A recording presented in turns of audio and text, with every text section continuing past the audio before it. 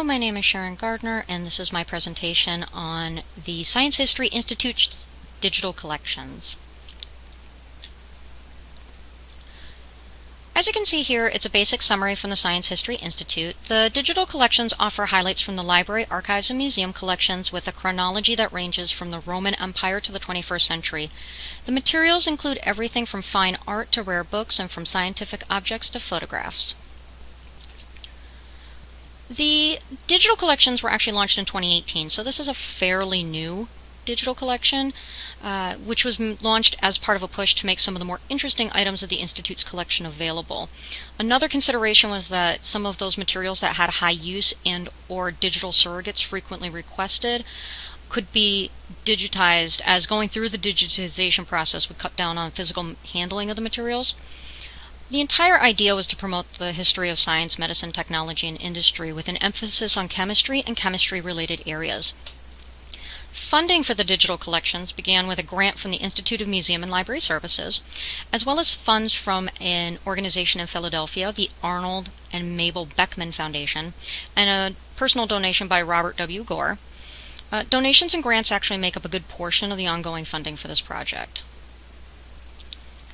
When it talks about metadata and retrieval capabilities, the digital collection is dedicated to open access. As part of their dedication to open access, they do make the code used and provided by the Institute available on GitHub, along with the Kythe kernel that others can use to develop their own version of the site for their institution. And while some metadata is not publicly available, like administrative metadata, item relational metadata, the Dublin Core records for the various digitized items are easily viewable on their site. What you would do is you would type .xml at the end of the record's URL, and then using that plus the plugin already built into the site, the OAI PHM repository, via the endpoint, it will actually show you all of the metadata that's publicly available. They do use Dublin Core as the base metadata schema, but there are, as you can see on the slide here, several other schemes that they use to describe the various items in the collection. Because it is so diverse, they have to even include things like geopositioning, location data, and of course some of these are going to look familiar, like RDF. Some of the collection's special features include, it is a very eclectic collection of scientific objects. There's things like toy science kits, early cookbooks, dye books, lists of fallout shelter supplies, and a lot more. When you're conducting searches on the digital collections, you can actually narrow the searches to only items in the public domain, so outside of copyright or in the public domain. And after conducting the initial search, you can narrow those results by a couple different options, as you can see here. Those that are listed with an asterisk after it are actually set up as search keywords rather than metadata fields or elements. So while metadata elements can be part of the search, not everything in the search is going to be a metadata element or field.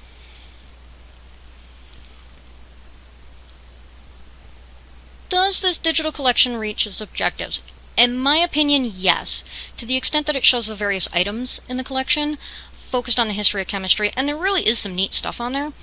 But the audience of the for the collection, because it is based on the history of science, is going to be limited in nature. And we're just going to take a quick tour of the collection itself. So as you can see here, this is actually a piece of ephemera advertisement. This is from the 1950s. Saran, as in saran wrap, believe it or not. As a thin plastic film, they figured at one point that it would be useful for keeping seats clean. And as you can see here on the record itself, it gives you a basic breakdown. A lot of this is going to look very familiar in terms of metadata elements. So your creator, your format, language, subject. They do, on every single item, they will list the rights, and you can actually view the rights through therightstatements.org. They also will give you the physical location of where the item is in the collection, so if it's in archives or the library. in case you actually want to see the physical item or make a request. You can also download all of the images. They give you a couple options. So you can actually download the original TIFF file. You can also go with JPEGs.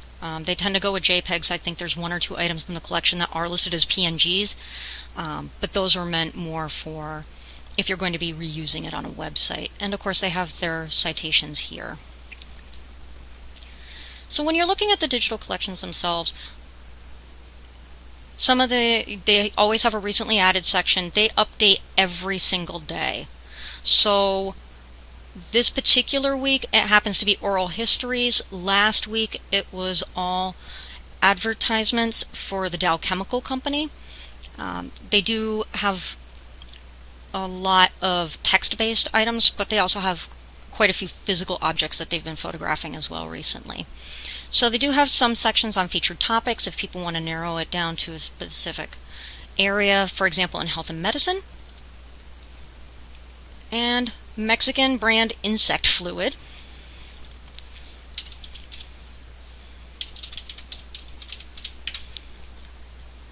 Which, believe it or not, was actually meant for treating bed bugs. Now, when I discussed before about needing to just type in .xml, by doing that, we now have all of the metadata that's available for this particular item. So it'll get into the Digital Public Library original record, the ID, the URL that's associated with that, rights, terms, title, all of that good stuff with it. So it is all there if you want to take a look at it. And what they also do is, for example, on something like a die book, which would probably be the most similar to scrapbooks that we're going to be dealing with in the collection, it is actually something like the sulfur dyes on cotton yarn. As you can see here, it will give you a couple options. Give this a second. So each individual image that they've created here, up in the right corner, you can see there's 1, 2, 3 images. Each one has its own metadata associated with it. And what this particular collection does is also, if it's a book, for example,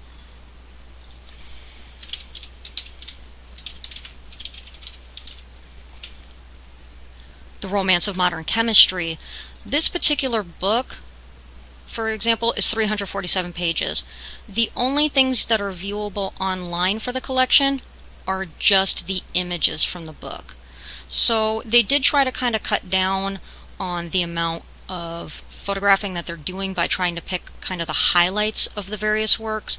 Obviously, if I wanted to see this entire thing, I can send them a request and take it from there. But there are quite a few options for it.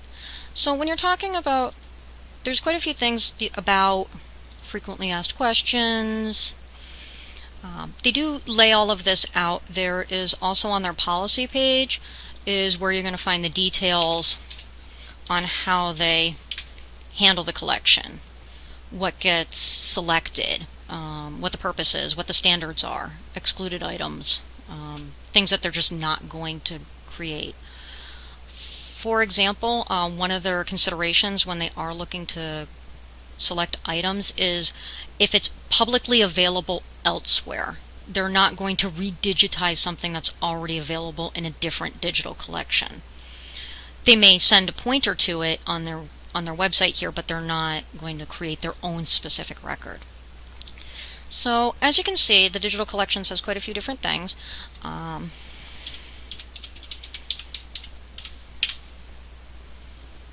And yes, those are actually made of glass. So as you can see, there's quite a few different items, and it's a neat catalog to go around and just kind of play around with because there are a lot of very odd items in it.